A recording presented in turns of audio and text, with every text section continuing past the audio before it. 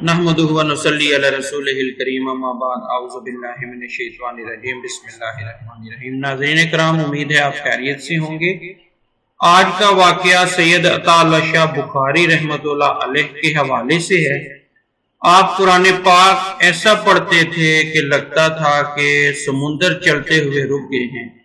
आपको भी एक वाक़या सुनाते हैं। एक दफा सैयद अता अल्लाह शाह बुखारी रहमतुल्लाह अलैह सफर पर थे।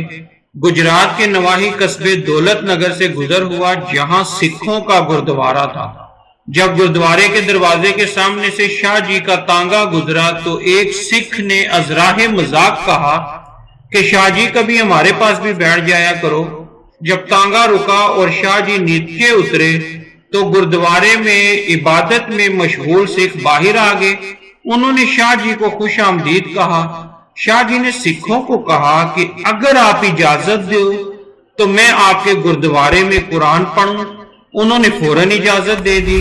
शाह जी ने गुरुद्वारे में दाखिल होकर जब कुरान पाक की सूरत ताहा की तिलावत अपने मखसूस अंदाज में शुरू की तो सिख तड़पने लगे। ऐसे तड़पे जैसे मछली पानी से बाहर तड़पती है।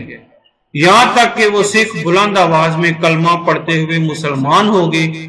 उनका रहनुमा शाह जी के सामने हाथ जोड़कर खड़ा हो गया और कहने लगा कि शाह जी अब बस कर दें, ऐसा न हो कि हमारे ये सारे सिख मुसलमान हो गए।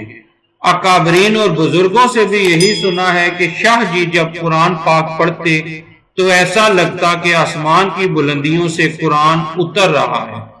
ये था सैयद अता अल्लाह शाह बुखारी की अजमतों के हवाले से एक वाकया।